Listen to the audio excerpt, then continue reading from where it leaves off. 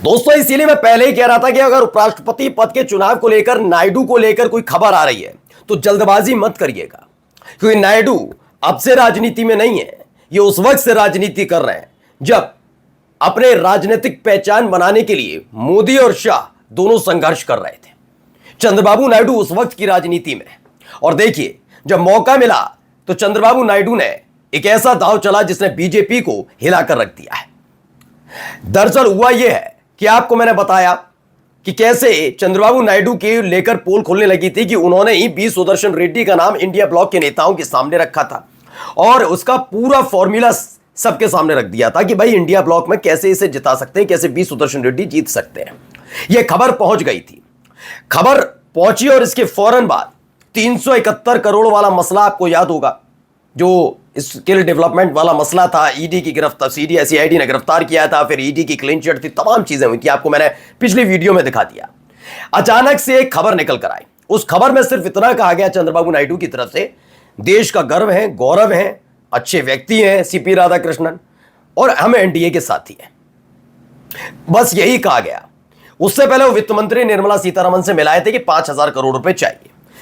लगातार अलग अलग जगह खबर चल रही थी कि उन्होंने सरेंडर कर दिया, वो मान गए, अब वो कह रहे हैं डर गए, वो खौफ में आ गए, वो तमाम चीजें बिल्कुल आ जाते। मैं अभी कहता हूं, बिल्कुल चंद्रबाबू नायडू डर जाते, क्योंकि उन्होंने देखा कि कैसे और किन लोगों ने उन्हें जेल भेजा, कैसे उनके परिवार की महिलाओं के बारे में गंदगी उगली जा रही थी।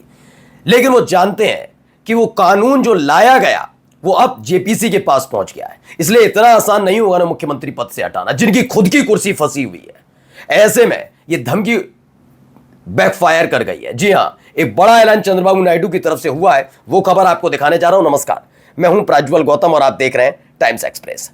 सबसे पहले वो वीडियो आपने भी देखी किस तरीके से खींचतान हो रही थी, तमाम चीजें ये कर चुके हैं नरेंद्र मोदी साहब को जब जब जरूरत पड़ी, क्योंकि खास बात यह रही कि वो अटल अडवाणी का दौर हो या फिर वो मोदी शाह का दौर हो। वैसे मोदी शाह का दौर बताया जाता है, अटल अडवाणी से भी स्वर्णिम है कि बीजेपी के लिए इतनी सीटें आई, कैसे आई वो खुलासा हो रहा है, छोड़ दीजिए।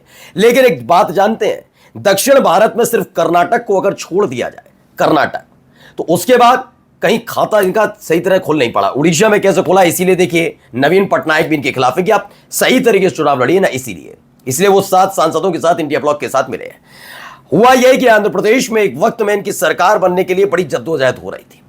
ऐसा नहीं था पूर्ण बहुमत की सरकार थी, लेकिन यह वीडियो तभी सामने आई थी जब नायडू के सामने नरेंद्र मोदी साहब उस समय पूरी तरह से एक तरीके से सरेंडर मोड में थे, जबरदस्ती कुर्सी पर खींचकर बिठाया था। इस तस्वीर ने सब कुछ बदला था, क्योंकि उस जगह कांग्रेस को पटकनी देने के लिए नायडू का साथ बीजेपी को, मोदी शाह को बहुत जरूरी था और इतिहास रचना था।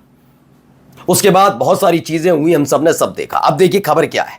नरसिम्हा की तरह सुदर्शन रेड्डी को सपोर्ट, नायडू के बयान से मचा हड़कंप, शाह की धमकी से भड़के नायडू कांग्रेस को सपोर्ट कर दिया है। दरअसल मैंने आपको खबर दिखाई कि एक वीडियो दोबारा से दिखा दिया गया था, रो रहे थे ना तुम, याद है? गिरफ्तार हुए थे, गिरफ्तारी के बाद जब बाहर आए थे, बाहर आने के बाद प्रेस कॉन्फ्रेंस कर रहे थे, याद करते करते रो पड़े थे, याद है ना? कुछ ऐसा ही हश्र होगा। इस तरह की खबरें चल रही थी सियासी गलियारे में कि वीडियो फिर से दिखा दी गई है कि देख लेना, फिर ये मत कहना ये वो। उस समय तक चंद्रबाबू नायडू थोड़ा सा, क्योंकि देखिए एक बड़ा प्रदेश, प्रचंड बहुमत की सरकार, ना बीजेपी से लेना ना एक देना, दो उल्टा सपोर्ट किया, तो एक डर रहता है कि एक तो इतने प्रचंड बहुमत से जीता हुआ व्यक्ति को जेल में ठूंसकर उसका मुख्यमंत्री पद छीन लोगे तो थोड़ा डरेगा। ऊपर से कहा जाता है, और अभी रिपोर्ट भी आई है, देश के सबसे अमीर मुख्यमंत्री हैं 931 करोड़ रुपए के साथ। जी हां, 931 करोड़ रुपए के मालिक हैं चंद्रबाबू नायडू, सबसे ज्यादा अमीर मुख्यमंत्री है। ऐसे में एक डर भी रहता है, इतना बड़ा साम्राज्य, चाहे कैसे अब आप कुछ भी कहिए उनके लिए, कैसे भी कहिए, खड़ा किया तो एक डर लगता है। और जब देख ही चुके हैं कैसे ईडी सीबीआई इनकम टैक्स का इस्तेमाल होता है, तो कुछ भी किया जा सकता है, तो एक डर रहता है। लेकिन सबसे बड़ा डर था एक कानून को लेकर, जिसका जिक्र मैंने सबसे पहले किया। मैंने आपको बताया था कि जितने विपक्षी पार्टी की सरकार है, उनसे ज्यादा ये नीतीश और नायडू के लिए लाया गया। उसके बाद सब यही कहने लगे, नीतीश नायडू, अब सब कह रहे हैं, अब तो विपक्षी पार्टी भी। मैं कह रहा हूं ये नीतीश नायडू के ही लिए लाया गया था। आप मेरी पहली वीडियो देख ली, जिसमें मैंने सबसे पहले आपसे कहा था जितना डर इनसे ना, उनसे ज्यादा नीतीश और नायडू से। उपराष्ट्रपति चुनाव से पहले इसे लाकर बता दिया है, सबसे पहले सरकार तुम्हारी गिरवाऊंगा। ये एक संकेत है, कहा नहीं है, संकेत है। अब देखिए ये धमकियां जो मिल रही थी इन सबके पास, वो चला गया कानून जेपीसी के पास, तो उल्टा पड़ गया। जैसे ये पता लगा जेपीसी पास गया, नायडू ने तेवर दिखाने शुरू कर दिए हैं। तेवर ने बताना शुरू कर दिया है कि तुमने जो किया, अब देखो मैं क्या करता हूं। गजब भविष्यवाणी कर दी जोशी ने। ये भी देखिए बढ़िया 4 PM की तरफ से कराया है। मतलब मोदी को नायडू से बड़ा झटका ट्रंप से लगेगा, बैसाखियों से बड़े धोखेबाज तो ट्रंप निकले। ये तमाम चीजें भी निकल कर सामने आ रही हैं। ये भी खबरें अब लगातार देखने को मिल रही हैं, कैसे क्या कहा जा रहा है। अब देखिए, ये नायडू ने फंसा दिया उपराष्ट्रपति चुनाव, मोदी को किया ब्लैकमेल, इस रिपोर्ट ने मचाया तहलका। पलट गया चुनाव, हिले मोदी शाह। बताया खबर निकल कर आई है, उपराष्ट्रपति चुनाव में एक वक्त तक पूरी तरह से लगा पूरा खेल हुआ था, पूरा ये हो गया था कि नहीं अब तो नायडू गए और बी सुदर्शन रेड्डी की जीत सुनिश्चित नहीं है। मान लिया गया था कि नहीं अब बी सुदर्शन रेड्डी की जीत मुश्किल इसलिए लग रही है कि चंद्रबाबू नायडू पलटी मारने जा रहे हैं। पलटी मार ली उन्होंने, कहा ना अपना साम्राज्य। देखिए किसी के लिए भी दोस्त को चुनाव जिताने से बेहतर उन्हें लगा मेरा पॉलिटिकल करियर सेट रहे, मैं प्रचंड बहुमत की सरकार हूं, मेरी सरकार बनी रहे, मेरा 931 करोड़ का साम्राज्य वो बरकरार रहे, ये सारी चीजें रहे, फिर मैं दोस्त को भी देख लूंगा। अब ये नहीं दोस्त को जिताने के लिए, उपराष्ट्रपति बनाने के लिए मैं सब कुछ न्यौछावर कर दूं।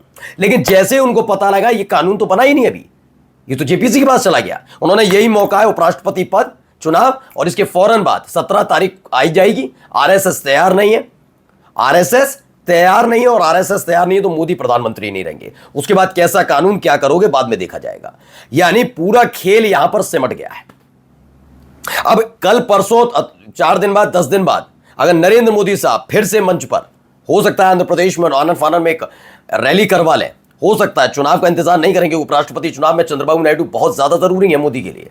ऐसे में दौड़े दौड़े जाएं, वहां पर एक कार्यक्रम कराएं और फिर से ये तस्वीर सामने आए जिसमें नायडू उनके साथ बैठना ना चाहे लेकिन वो जबरदस्ती नायडू को अपने साथ बिठाएं, तो हैरानी वाली बात नहीं है। क्योंकि जहां जहां ये फंसे वहां वहां इन्होंने ये किया। आपने देखा ही जब ये जाट की राजनीति में फंस रहे थे, जाट नाराज थे, उस पर फंस रहे थे, तो इन्होंने पश्चिमी उत्तर प्रदेश में अपनी जड़ें मजबूत करने के लिए, जयंत चौधरी को अपने साथ लाने के लिए चौधरी चरण सिंह साहब को क्या दिया?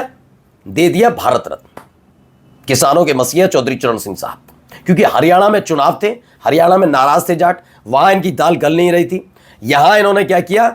जयंत चौधरी को अपने साथ लाकर खेल करने की कोशिश की, और यही काम अब यहां पर हो रहा है कि पहले अपने साथ लाए, बैसाखी पे चल रहा है, लेकिन उपराष्ट्रपति चुनाव में अपने दोस्त की, अपने जोड़ीदार की साख दाव पर लगने के बाद यह सब हुआ। देखिए बी सुदर्शन रेड्डी को समर्थन देंगे नायडू। उपराष्ट्रपति चुनाव से पहले बड़ा बयान, मचा हड़कंप, नायडू ने शाह का खेल बिगाड़ा, बवाल। तो यानी कुल मिलाकर आप समझिए खेल क्या हो रहा है। खेल यही हो रहा है, धीरे धीरे करके वही चीज लौट कर आ रही है। 2 दिन के लिए जरूर बदला था माहौल, समीकरण बदल गया था। वाकई ऐसा लगा, मैंने कहा ना जैसा पहले लगा, सीपी राधाकृष्णन जीत गए, 427 वोट है। लेकिन जब नायडू की खबर निकल कर आई कि नायडू के कहने पर ही बी सुदर्शन रेड्डी का नाम आया है, उसके बाद चीजें और बदली।